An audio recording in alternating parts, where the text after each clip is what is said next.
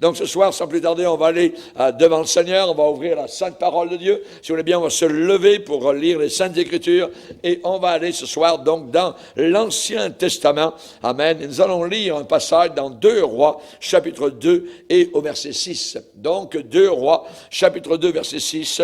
Nous sommes à la deuxième partie donc du message intitulé « Géographie spirituelle, le Jourdain ». Le Jourdain. Nous sommes donc en train d'étudier, amen, comme une salle de classe, ce que le Jourdain, eh bien, a à nous déclarer. Et nous allons lire particulièrement ce soir, donc, dans le livre des Rois, 2 Rois, chapitre 2, 2 Rois, chapitre 2, et nous allons lire particulièrement à partir du verset 6. 2 Rois, chapitre 2, verset 6.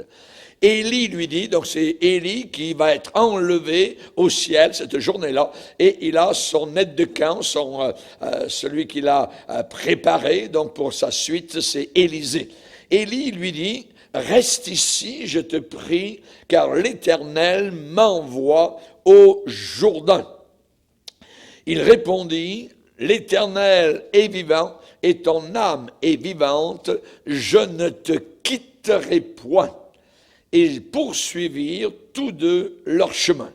50 hommes d'entre les fils des prophètes arrivèrent et s'arrêtèrent à distance vis-à-vis, ça veut dire en face, et eux deux s'arrêtèrent au bord du Jourdain. Alors Élie prit son manteau, le roula et en frappa les eaux qui se partagèrent çà et là. Et ils passèrent tous deux à sec.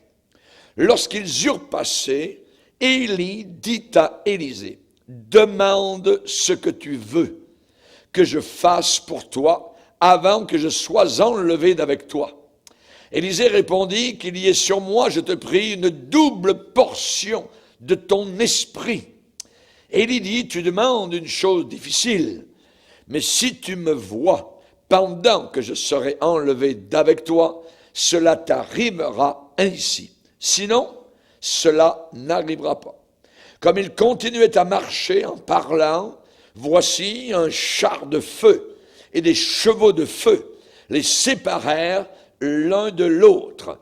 Et Élie monta au ciel dans un tourbillon. Élisée regardait et criait, « Mon père, char d'Israël et sa cavalerie. » Et il ne le vit plus. Saisissant alors ses vêtements, il les déchira en 2 morceaux, il releva le manteau qu'Élie avait laissé tomber, puis il retourna et s'arrêta au bord du Jourdain. Il prit le manteau qu'Élie avait laissé tomber, et il en frappa les eaux, et dit, « Où est l'Éternel, le Dieu d'Élie? » Et lui aussi, il frappa les eaux qui se partagèrent çà et là, et Élisée passa. Les fils des prophètes qui étaient à Jéricho vis-à-vis, l'ayant vu, dirent, « L'esprit d'Élie repose sur Élisée. » Seigneur, nous sommes devant toi, nous te bénissons.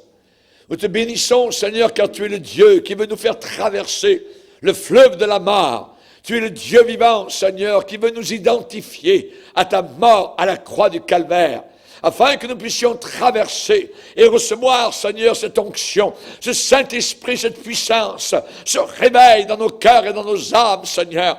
Aide-nous à comprendre quelle est ta volonté. Cette volonté qui est toujours bonne, agréable et parfaite. Merci Seigneur, aide-nous à comprendre et à réaliser ce que tu veux de chacun de nous. Dans le nom puissant de Jésus, Amen. Et tout le peuple dit, Amen, Amen. On peut s'asseoir, frères et sœurs. Alléluia. Ici, nous avons donc vu ce matin le Jourdain. Particulièrement, nous sommes là à la deuxième partie, le Jourdain représentant évidemment le fleuve de la mort, voyez, qui représente évidemment donc la mort à soi-même. Et Élie et Élisée, dans ce cas-là ici, sont au Jourdain. Et ici, nous avons là l'autorité spirituelle, l'autorité, la puissance spirituel, donc les fruits, je dirais, du baptême dans sa mort, de traverser ce fleuve de mort pour recevoir une puissance spirituelle. Et le Jourdain, dans ce cas-là, ici, nous révèle le secret de la puissance spirituelle véritable. Élie a dit à son serviteur Élisée, « Reste ici parce que l'Éternel m'envoie au Jourdain. » C'est Élie qui dit cela à Élisée. Avant l'enlèvement d'Élie au ciel, Élisée voulait absolument et à tout prix recevoir l'autorité, la puissance donc du Saint-Esprit en prévision du service qu'il devrait accomplir pour le Seigneur après le départ de son maître Élie. Donc, c'est le chemin qui conduit à cela, eh bien, passe absolument par le Jourdain. Le chemin pour l'autorité spirituelle, pour la puissance du Saint-Esprit, passe toujours au travers du Jourdain. Et Élie a voulu faire comprendre cela à Élisée. Reste ici, va pas plus loin, parce que l'Éternel m'envoie au Jourdain. La fidélité d'Élisée a été mise à l'épreuve. Et Élie voulait savoir si vraiment il voulait cette puissance, cette force. Et à chaque fois, à chaque étape, eh bien, Élie demandait, je m'en vais plus loin, je m'en vais à tel endroit, reste ici. Et l'autre répondait, non, non, non, je ne te quitterai pas, je veux te suivre là où tu vas. Voyez, reste ici, non, je vais te suivre. Voyez, je ne te quitterai pas. On sait que Élisée a rencontré donc des obstacles parce qu'il voulait suivre Élie. Et on sait que Satan, d'une certaine manière, va tout essayer dans ta vie personnelle pour ébranler ta décision ferme de suivre, je dirais, le Seigneur. Et on sait que particulièrement les collègues d'Élisée, eh bien, ont cherché à le dissuader par deux fois. Sais-tu qu'aujourd'hui, Élisée, ton maître va partir, va être enlevé au ciel? Je le sais aussi, taisez-vous. Deux fois, donc, Élisée le déclare. Et parfois, l'ennemi, Satan, va essayer de nous détourner du chemin étroit. Avec quoi? Avec un langage pieux. Avec un langage de la Bible. Avec des paroles, je dirais, chrétiennes. Le diable veut à tout prix vous faire perdre de vue votre décision de traverser le Jourdain. La traverse du Jourdain, c'est, n'oubliez pas, un fleuve de mort. Oui, un fleuve de mort. Ce fleuve, le Jourdain, de mort à nous-mêmes. Voyez. Et au travers de ma traverse, je vais être uni, évidemment, à mon Élie céleste, qui est Jésus-Christ. Et Jésus m'amène à différentes étapes. Il m'amène à Bethel, il m'amène à Jéricho. Hein, reste ici. Non, je vais te suivre. Voyez, le Seigneur nous éprouve aussi à certains endroits. Et là, il y a l'épreuve, je dirais quasiment finale, pour recevoir cette puissance spirituelle, le Jourdain. Fleuve de mort à soi-même. Qu'est-ce que Jésus a dit? Lisez avec moi dans Jean chapitre 13. Jean chapitre 13. Et au verset 24, en vérité, je vous le dis, si le grain de blé qui est tombé en terre ne meurt pas, il reste tout seul. Mais s'il meurt, il porte beaucoup de fruits. Celui qui aime sa vie la perdra. Et celui qui hait sa vie dans ce monde la conservera pour la vie éternelle. Si quelqu'un me sert, qu'il me suive.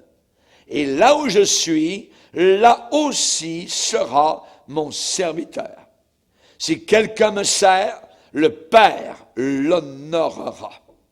Ici, on parle d'un grain de blé. C'est nous le grain de blé. Et Jésus va dire, si le grain de blé ne meurt pas, voyez, ne tombe pas en terre et ne meurt pas, il reste tout seul. Vous mettez un grain de blé au-dessus du sol, voyez, sur l'asphalte, il va rester tout seul, voyez. Mais s'il tombe en terre, dans la terre, à l'intérieur de la terre, voyez, et s'il est oublié, s'il est quasiment, je dirais, on ne sait pas, on a oublié cette personne-là, évidemment, s'il meurt, il y a une mort à soi-même, alors il dit, il porte beaucoup de fruits. Ça veut dire qu'il y a une éclosion, un grain de blé, et soudain sort, je dirais, 100 grains, 200 grains à partir d'un seul. Et c'est ce que le Seigneur enseigne. Celui qui aime sa vie, la perdra.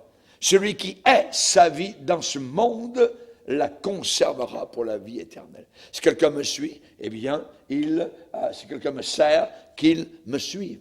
Et ici, nous voyons Élisée qui a suivi Élie jusqu'au Jourdain. Jourdain, symbole de mort. Et là, évidemment, donc, si le diable veut nous dissuader de traverser, de continuer, aller de l'avant, de faire de nouvelles expériences avec le Seigneur, de mort à soi-même, de consécration véritablement avec le Seigneur Jésus-Christ, alors qu'est-ce qu'il faut faire? Donner ordre à Satan de se taire. Tais-toi, Satan. Arrière de moi, Satan. Je veux aller plus loin avec le Seigneur. Je veux le servir. Vous devez rester inébranlable, voyez. Vous devez demeurer fermement attaché au Seigneur. Même si vos collègues, même si vos amis, même si votre parenté ne comprend rien à cette façon de faire, il faut continuer. L'épreuve, ça a été ça. Élie a dit à Élisée, reste ici, reste ici. Non, non, non, je vais te suivre, je vais te suivre. Dans chaque expérience, Élisée voulait absolument donc suivre Élie. Élie et Élisée, il est dit, s'arrêtèrent au bord du Jourdain. Il y a donc là, ils sont à proximité du Jourdain. Ils sont arrivés, là, le Jourdain est là, en train de couler à leurs pieds, pas très loin, donc ils s'arrêtèrent au bord du Jourdain. Et il y a 50 fils des prophètes. Ça veut dire c'est 50, je dirais, étudiants de l'école biblique en formation pour le ministère, ainsi de suite. Hein, ils arrivent et ils s'arrêtèrent, il est dit, notez bien, ils s'arrêtèrent à distance vis-à-vis du Jourdain. Ils ont regardé la chose. Voyez, ils sont arrêtés. Beaucoup d'enfants de Dieu sont comme cela. Ils s'arrêtent et ils regardent comment ça va se passer. Voyez, ils ne participent pas, ils n'entrent pas dans le Jourdain. Voyez, ils regardent simplement, ils restent éloignés et ils s'arrêtent. Quand quelqu'un suit le Seigneur de loin, il est en danger. Rappelez-vous l'apôtre Pierre, il est dit qu'il suivait de loin. Il regardait comment les choses allaient, mais il était loin un peu, il regardait un peu, il se faufilait tout ça. Hein, Jésus était emmené d'un endroit à un autre, il y avait un procès contre lui, il avait les mains liées maintenant, tout ça. Il suivait de loin. Et quand ça a été le temps de prendre position, impossible. Il était trop loin. On te connaît, toi, hein, Pierre, ton accent. Ah ouais, tu viens de la Galilée. Regarde, tu n'as pas besoin de nous cacher ça. Ouais. Non, je ne le connais pas. Tu ne connais pas Jésus? Non, je ne le connais pas du tout. Puis en plus, il envoie 3-4 blasphèmes pour montrer qu'il est un vrai païen. C'est abominable. Il suivait de loin. Voyez, il n'était pas encore passé par son Jourdain. Il avait dit à Jésus, je te suivrai partout. Ah, personne ne va vraiment m'empêcher de te suivre. Oh, oui, attends. Il ne se connaissait pas véritablement personnellement. Et là, il a appris. Et le Seigneur a permis cette expérience terrible, amère, de voir qu'il n'était pas capable. Il avait trahi le Seigneur. Je pense que c'est une des raisons pour laquelle, lorsque les Romains ont mis la main sur lui et qu'il a dû mourir, il n'a jamais voulu mourir la tête en haut comme Jésus. Il a demandé qu'on le mette la tête en bas. Je pense qu'il ne s'est jamais pardonné d'avoir véritablement trahi le Seigneur de cette manière-là. Vous savez, un véritable Élisée qui suit son maître à travers ce fleuve du Jourdain est uni. Il est attaché dans cet emblème de mort. Chers amis, il y a toujours, à part ce chemin-là, il y a toujours en même temps un autre chemin facile. Il y a un autre chemin facile et agréable pour la chair. Et cet autre chemin est toujours ouvert à tous. Et il y a cet autre passage de passer par le Jourdain. Et là, ce fleuve de la mort, évidemment, donc, est quelque chose de rebutant à prime abord. Mais si vous traversez, alors il se pourrait que vous ayez une double portion du Saint-Esprit. Le Seigneur veut vous donner sa puissance au travers de ce passage à mort. On sait particulièrement, en plus, le Seigneur laisse ouvert l'autre chemin, qui est toujours facile. Et souvent, nous arrivons dans notre vie, il y a le chemin du Jourdain, la mort à soi-même, et il y a l'autre chemin qui est très facile. Que devons-nous choisir? La plupart des chrétiens choisissent le chemin facile. Et il n'y a pas de puissance dans l'Église. Parce que la puissance se trouve dans la mort à soi-même, dans la résistance à notre chair, qui demande toujours, et qui est, je dirais, ennemi de la pensée de Dieu. On sait que Josué, un jour, a rassemblé le peuple d'Israël, et il leur a dit particulièrement, choisissez aujourd'hui qui vous voulez servir. Qui vous voulez servir? Ou bien les dieux que servaient vos pères, au-delà du fleuve, ou bien les dieux des Amoréens, choisissez tout le sort de Dieu que vous voulez, vous voyez. Mais sachez une chose, c'est que moi et ma maison, nous servirons l'Éternel. Nous allons passer au travers de la mort à soi-même, voyez. Et souvent, on est ridiculisé pour l'identification à la mort de Jésus. On passe pour des fanatiques, on nous traite parfois même de légalisme, de ceci, oh, ça c'est la mort à soi-même. Il faut accepter, on a un chant qu'on a chanté pendant des années dans l'Église de Dieu, il faut savoir être mal jugé. Passer par le Jourdain. L'ami Élie, le grand prophète, a proposé plusieurs fois à Élisée une voie, un chemin avec un minimum d'opposition. Reste ici. Il voulait le tester. La puissance de Dieu ne s'obtient pas juste au bout des doigts comme ça, je dirais. Le salut s'obtient juste par la foi, on n'a rien à faire. Mais la marche avec Dieu, la puissance de Dieu, elle s'obtient par la mort à soi-même. La mort à soi-même. Et Élie voulait éprouver la réalité de la consécration d'Élisée. Reste ici, je te prie, parce que l'Éternel m'appelle plus loin. Oui. L'homme de Dieu véritable va toujours plus loin, s'arrête jamais. J'ai rencontré des collègues dans le ministère, parfois que je n'avais pas vu depuis 30 ans, j'ai une petite conversation, et tout de suite, je ressens que les gars, ils sont au même point qu'il y a 30 ans. Ils n'ont pas avancé. Ils parlent des mêmes affaires, il n'y a pas de progrès, il n'y a pas de rien du tout dans leur vie personnelle. Voyez. Le véritable homme de Dieu, il ne se contente pas du pain rassis du passé. Il veut le pain frais d'aujourd'hui, les expériences avec Dieu aujourd'hui, aller plus loin. Oui. Et là, Élie testait, éprouvait son serviteur Élisée. Reste ici, je te prie, parce que l'Éternel m'appelle plus loin. Mais Élisée disait, non, je ne te quitterai pas. Moi aussi, je veux aller plus loin. Amen. Et nous voulons aller plus loin dans le Seigneur. Ne pas nous contenter, je dirais, de picorer, je dirais, comme des poules de basse-cour, hein, des petites graines ici et là, alors que nous avons des ailes d'aigle pour nous envoler à la face du soleil, sur les sommets, amen, des montagnes de gloire, où le Seigneur veut nous parler et où le Seigneur veut nous communiquer sa puissance et sa force. Amen, hallelujah, gloire au Seigneur. Et chaque fois, Élisée répond donc avec une sainte décision. L'Éternel est vivant, ton âme est vivante, je ne te quitterai pas. Je ne te quitterai pas. Amen.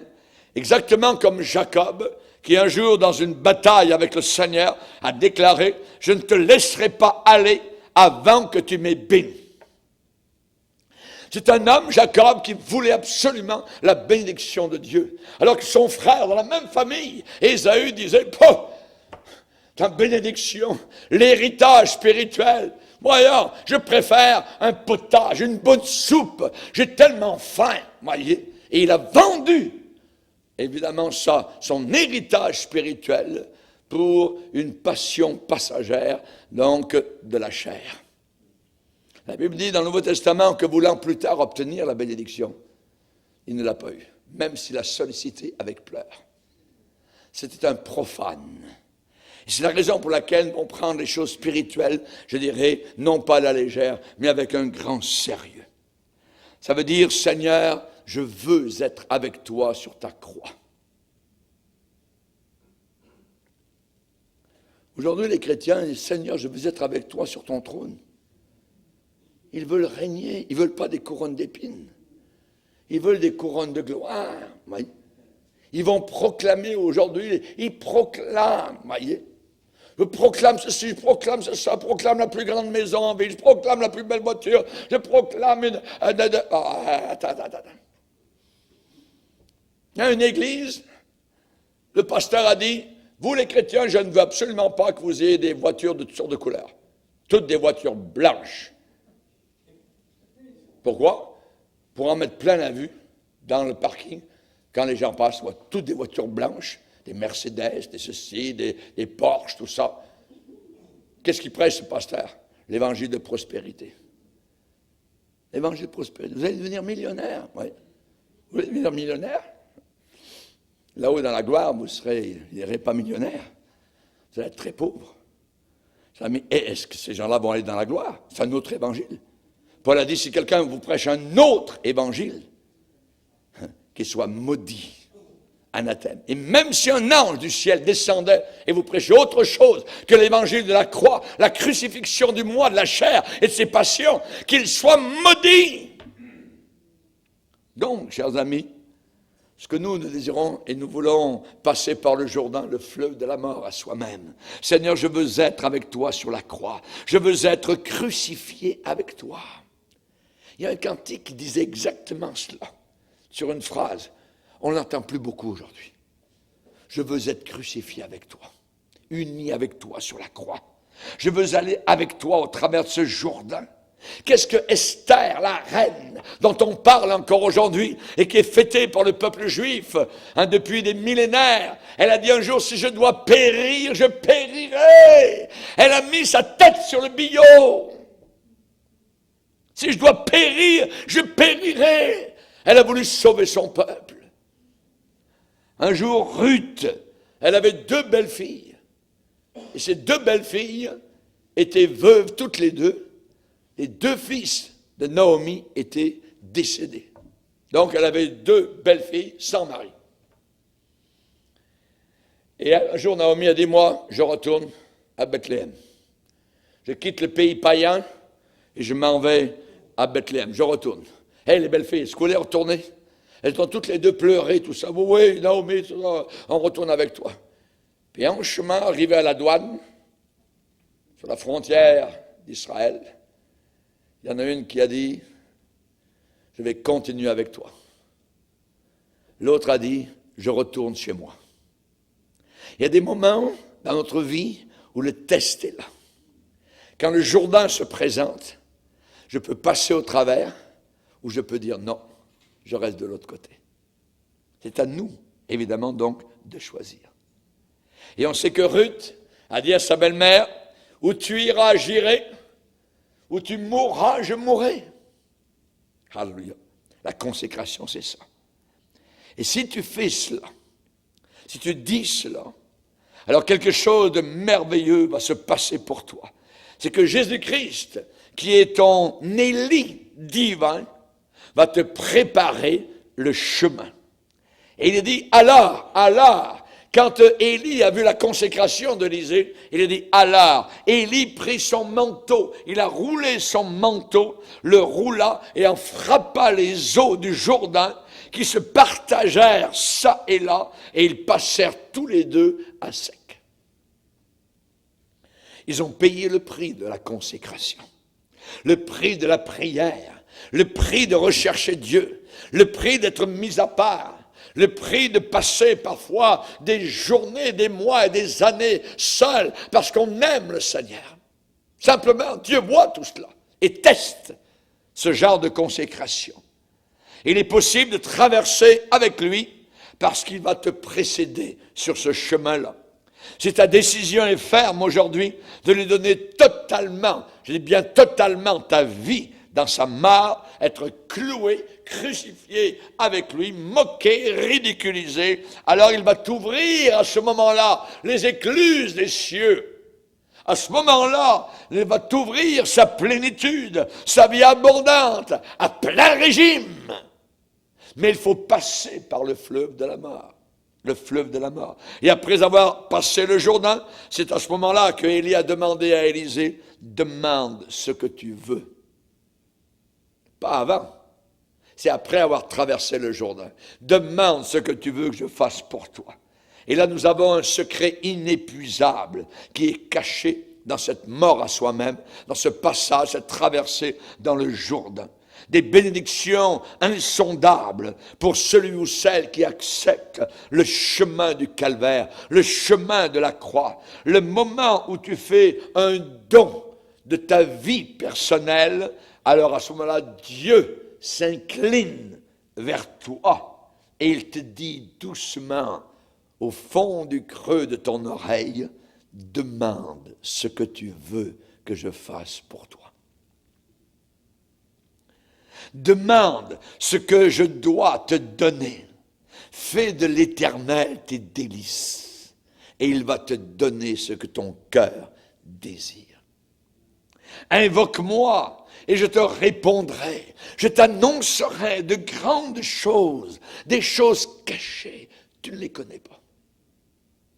Mais c'est seulement après avoir traversé le fleuve de la mort. Demandez et vous recevrez.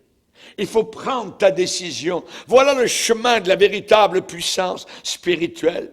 Et en Israël, eh bien, le Jourdain est le principal agent d'irrigation. C'est le Jourdain qui irrigue l'Israël. C'est un synonyme de vie. Oui, synonyme de vie. Et le Jourdain est une image de la mort de Jésus-Christ. C'est un fleuve de vie qui commence à couler, qui nous irrigue. Tout être vivant vivra partout où le torrent coulera. Et il y aura une grande quantité de poissons, car là où cette eau arrivera, les eaux deviendront saines. Et tout vivra partout où parviendra le torrent.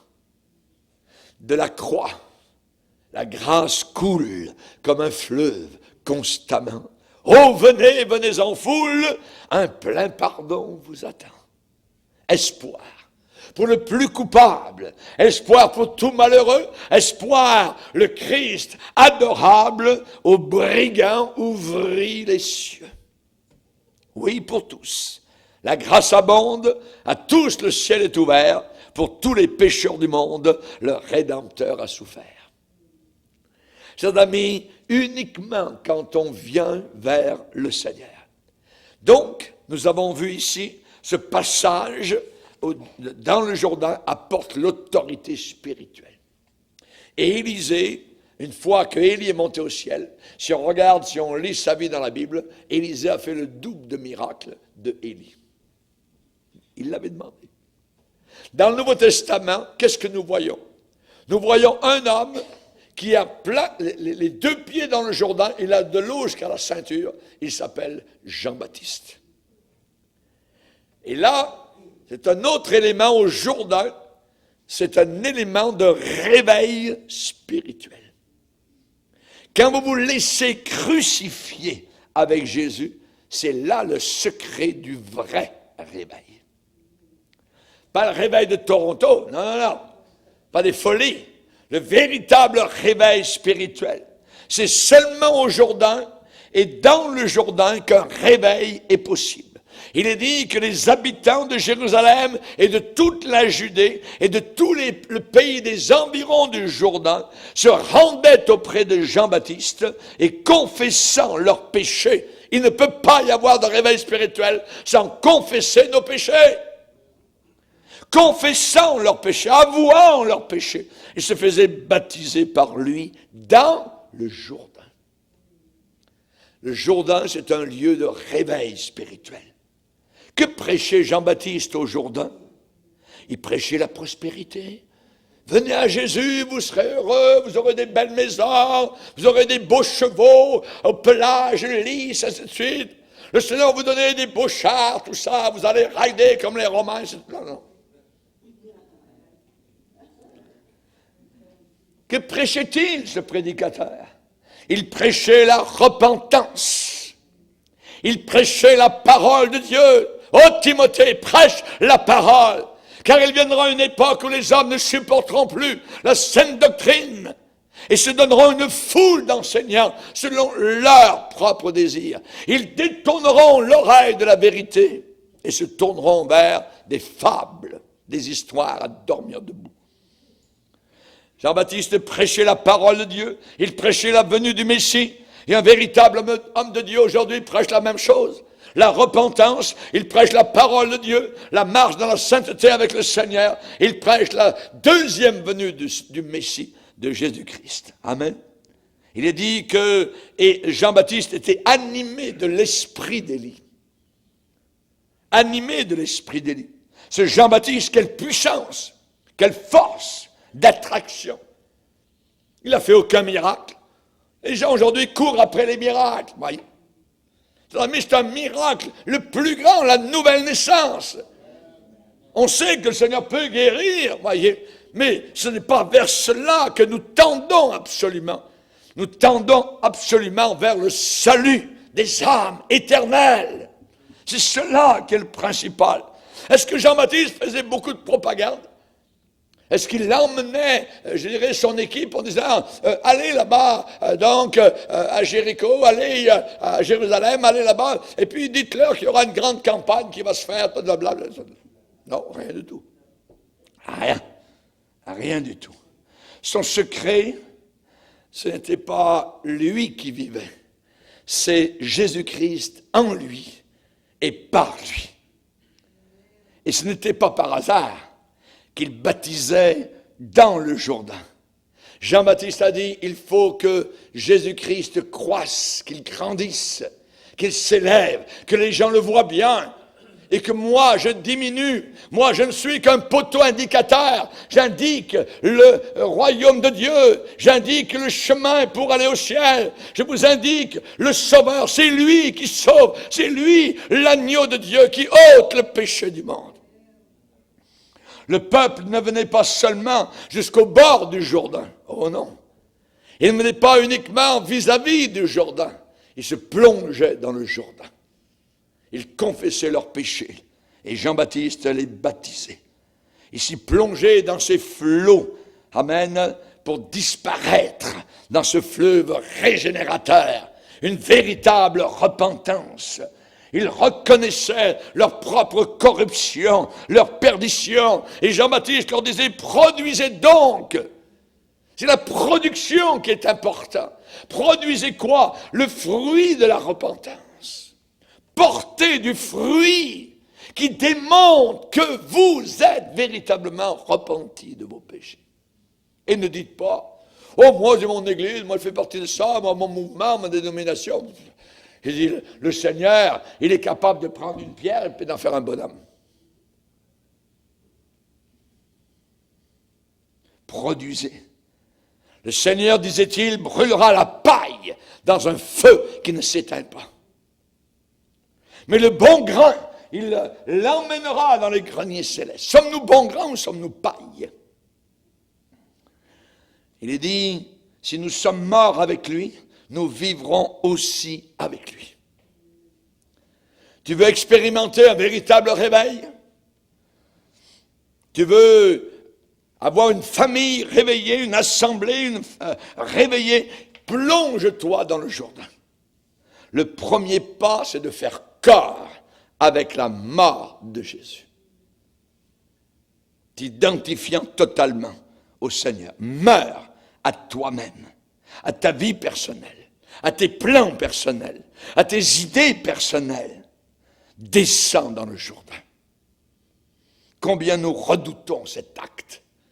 Combien nous craignons cet acte. Descendre dans le Jourdain.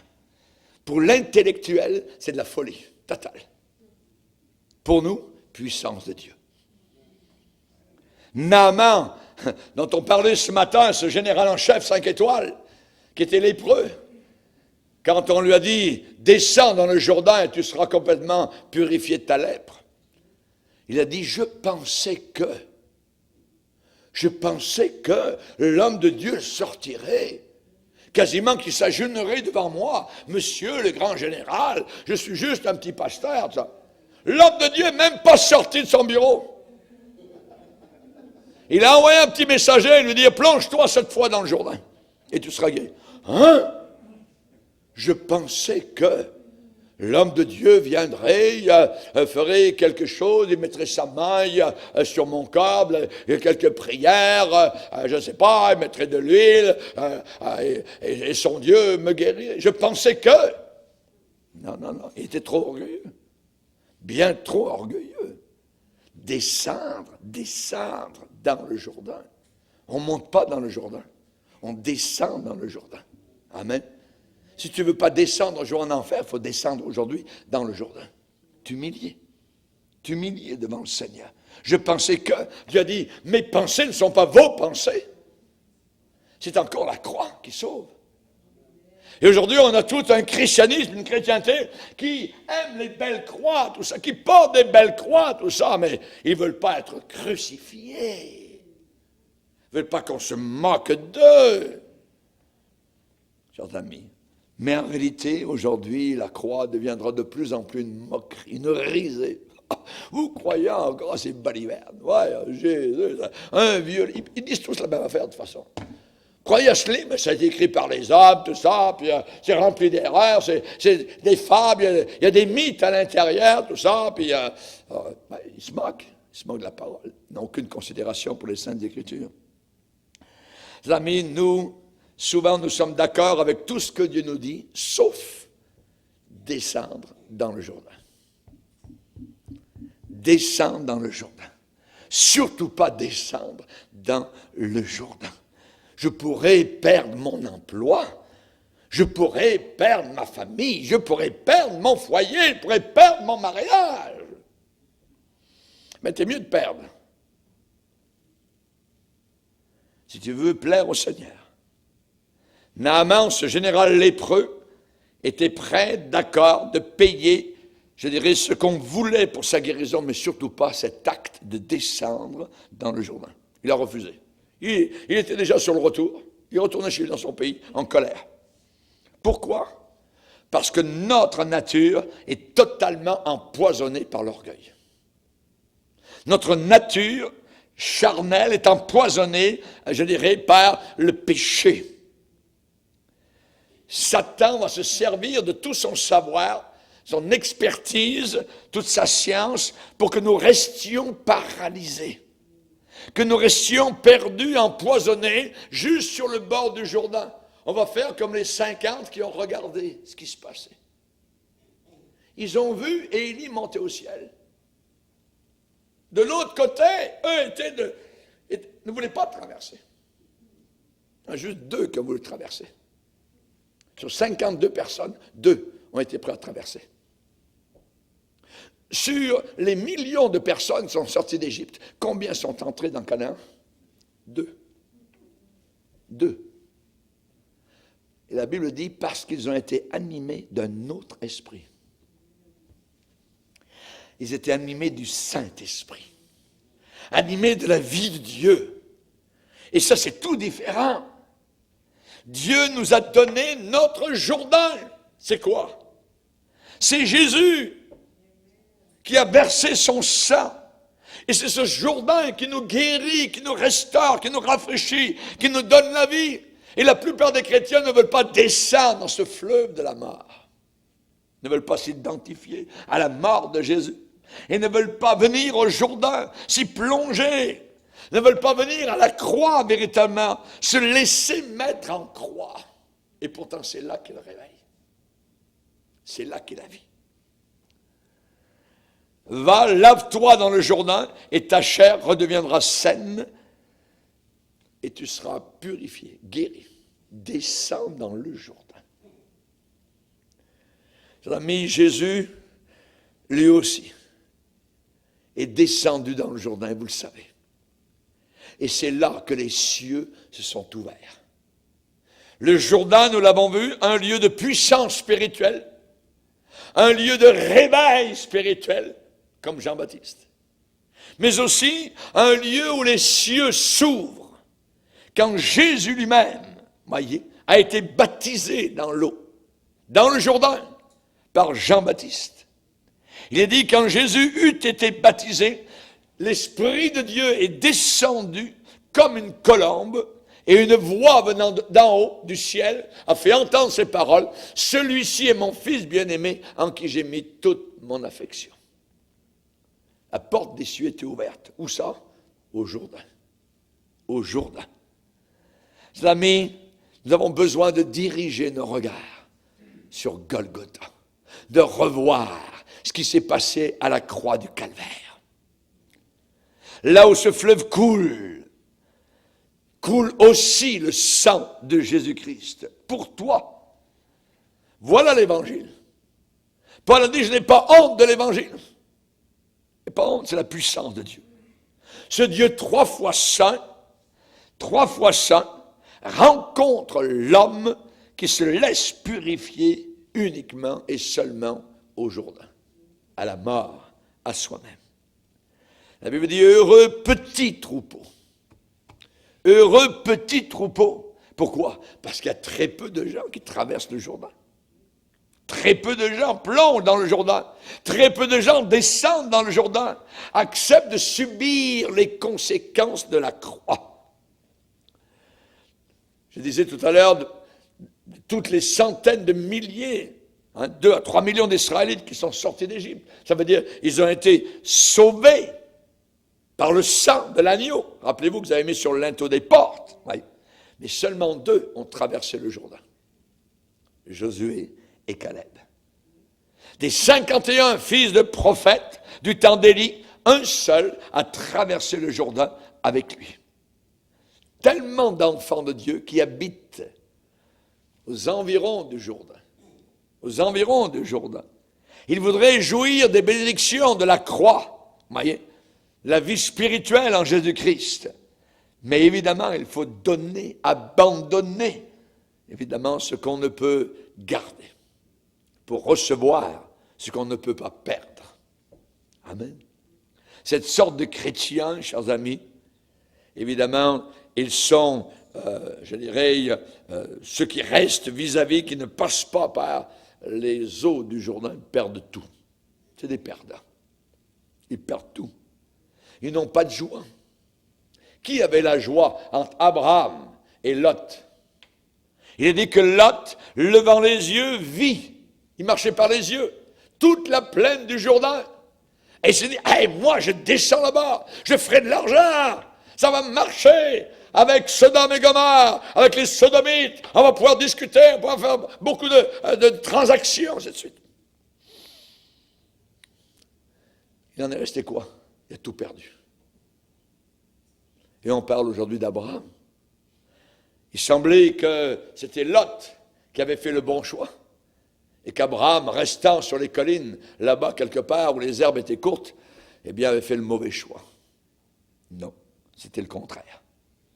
Il dit que cette plaine était très belle, entièrement arrosée jusqu'à Tsoar, comme un jardin de l'Éternel, comme au pays d'Égypte. Et Lot a choisi pour lui toute la plaine du Jourdain. Chers amis, celui qui perdra sa vie la retrouvera. Celui qui gardera sa vie pour lui-même la perdra. La perdra. Chers amis, l'apôtre Paul s'est réjoui, évidemment, d'un jour, il a dit, auparavant, j'avais des diplômes, j'avais ceci, j'étais de telle famille, de telle tribu, j'avais été élevé au pied de la plus grande université théologique, au pied de Gamaliel, ainsi de suite. J'étais un persécuteur de l'Église, je faisais correctement ma religion, tout ça. Et toutes ces choses qui étaient pour moi des gains, je les ai regardées comme une perte, dans le bon sens. À cause de Christ. Et même je regarde toutes choses comme une perte à cause de l'excellence de la connaissance de Jésus-Christ. Alléluia. Amen. Et cela est très important. Combien aujourd'hui de personnes, lorsque c'est le temps de choisir entre Christ ou les honneurs de ce monde, préfèrent les honneurs de ce monde? Et Jésus a parlé d'eux en disant, ils ont préféré la gloire de ce monde à la gloire de Dieu. À la gloire de Dieu. Paul a écrit en disant, béni soit Dieu, le Père de notre Seigneur Jésus, qui nous a comblés en Christ de toutes sortes de bénédictions dans les lieux célestes. Pour cela, il faut passer par la mort à soi-même, par le Jourdain. Et la Bible parle dans le passage donc, où Paul déclare qu'il regarde toutes choses comme de la boue. Vous voyez, c'est un mot très propre, parce qu'en réalité, c'est plus sale que ça dans le texte original. Vous voyez, mais on va passer par-dessus. Il va parler de plusieurs chrétiens, supposément, qui marchent en ennemis de la croix de Christ. Qu'est-ce que ça veut dire? Ils ne veulent pas passer par le Jourdain. Ils ne veulent pas être crucifiés. Ils ne veulent pas être identifiés à Jésus. Donc, ils marchent en ennemis de la croix de Christ. Je vous en ai souvent parlé, j'en parle maintenant encore, en pleurant. Leur fin, écoutez bien, leur fin sera la perdition, l'enfer. Les chrétiens vont en enfer. Mais oui. Il en est plusieurs qui marchent en ennemis de la croix de Christ. Je vous en ai souvent parlé, j'en parle maintenant encore en pleurant. Leur fin sera la perdition. Ils ont pour Dieu leur ventre. Ils mettent leur gloire dans ce qui fait leur honte. Ils ne pensent qu'aux choses de la terre. Ils ne pensent qu'aux choses de la terre. Eux, c'est la terre, la terre, la terre, la terre. Mais notre cité à nous, elle est dans les cieux. Amen. Gloire au Seigneur. Donc, évidemment, il faut accepter de tout notre être, de tout notre cœur, évidemment, le lieu où Dieu désire que nous le rencontrions toujours. Et c'est à Golgotha. On ne peut pas aller à Dieu sans passer par Christ crucifié. C'est impossible. On ne peut pas rencontrer Dieu un jour sans avoir à notre côté le Fils. Le Fils. Vous vous rappelez comment un jour Joseph a dit à ses frères qu'il avait reconnu, mais eux ne le reconnaissaient pas. Vous ne me verrez plus la face, à moins que votre frère vienne avec vous. Il dit, je veux voir votre frère. Parce qu'ils lui ont dit, il les a fait parler. Oui, nous avons un frère, tout ça, il est là-bas avec notre vieux père, tout ça. La prochaine fois que vous viendrez avec lui. Je ne veux pas vous rencontrer sans voir Benjamin. Et nous ne pouvons pas rencontrer Dieu le Père sans le Fils. Et quand vous avez les musulmans qui croient en Dieu et qui ne croient pas dans le Fils, ils ne peuvent pas être sauvés. C'est impossible. Chers amis, nous avons besoin de bien penser à tout cela. Vous savez, les Noirs américains, ils ont chanté pendant des décennies, des esclaves qui étaient au bord du Mississippi, ce qu'on appelait les Negro Spirituals. Et ils rêvaient, et ils chantaient sur le Jourdain. Un jour, nous traverserons le Jourdain, we'll cross Jordan River. Et un jour, ils attendaient le moment où les cieux s'ouvriraient devant eux. Et évidemment, donc, ils ont chanté cela. Et le thème du Jourdain est omniprésent parmi les Negro Spirituals. Et il parle évidemment de la porte d'accès au royaume de Dieu, l'accès aux promesses du Seigneur. Mais n'oubliez jamais que ce fleuve est un fleuve qui est combattu. Un fleuve qui est combattu. Celui qui accepte, je dirais, le message de la mort au péché doit s'attendre, une fois qu'il a traversé le Jourdain, à une guerre ouverte. À une guerre ouverte. Une fois que le peuple de Dieu a traversé le Jourdain, ils ont dû faire face aux ennemis. Dieu était avec eux, mais ils ont dû combattre. Dieu leur demandait de combattre. Et le moment où vous voulez décider de vraiment suivre le Seigneur, vous allez voir, évidemment, et vivre des combats dans lesquels vous serez vainqueurs. Mais vous allez combattre. Vous allez combattre. Il faut s'attendre à une guerre ouverte. Tout l'enfer va se précipiter sur vous. Celui qui veut traverser le Jourdain aujourd'hui, aussitôt, c'est la guerre totale de l'autre côté. Vous voulez prendre des décisions pour Jésus? Attendez-vous et il faut être armé. Raison pour laquelle nous avons ce cours biblique intitulé « Troupe de choc ». Il faut prendre en question la crucifixion au sérieux. Vous allez être sur le pilori. Vous allez être crucifié. Vous allez être ridiculisé. Vous allez être moqué. Satan va travailler, évidemment, pour essayer de vous détruire. Oui. Mais n'oubliez pas que celui qui est en vous est plus grand que celui qui est dans le monde. Si une armée se campait contre moi, je serais malgré cela le cœur en paix. Amen. C'est David qui a déclaré cela et je bénis le Seigneur parce que les Jérichos s'écroulent, les Goliaths tombent. Amen. Et le peuple de Dieu prend possession des promesses du Seigneur. Allez-vous traverser le Jourdain? Amen. Gloire au Seigneur. Attendez-vous à des combats, mais aussi à de grandes victoires. Amen. Attendez-vous à un réveil dans votre cœur. Attendez-vous à la puissance de Dieu pour vous soutenir. Attendez-vous au Saint-Esprit qui vous indiquera le droit chemin. Dieu sera avec toi tout le long de la route. Amen. Merci Seigneur. Père, nous te bénissons pour ta joie. Nous te bénissons pour ta paix. Nous te bénissons pour l'enseignement, Seigneur. Nous te remercions pour les Écritures. Merci pour le Jourdain, Seigneur. Tu es un Dieu vivant. Quelle joie, Seigneur, d'être irrigué, Seigneur, dans nos cœurs, dans nos cellules spirituelles, par le sang de Christ, par la vie d'en haut, Seigneur. Alléluia. Tu as dit que de nos cœurs jaillirait des fleuves jusque dans la vie éternelle. Alléluia. Merci, mon Père, nous voulons te glorifier. Alléluia. Aide-nous à traverser, Seigneur, à ne pas rester aux abords, à ne pas rester vis-à-vis, Seigneur, à ne pas nous arrêter devant le Jourdain, mais à aller plus loin et à voir, Seigneur, les Jérichos tomber, Seigneur, à voir l'arche de l'Alliance qui nous dirigera, Seigneur, le Saint-Esprit, Seigneur, et notre arche d'Alliance qui nous conduit dans le droit sentier, dans toute la vérité, dans le nom puissant de Christ Jésus. Amen. Et tout le peuple dit Amen. Alors, levons-nous ensemble, frères et sœurs, et on va bénir, on va glorifier, on va adorer le Seigneur. Alléluia.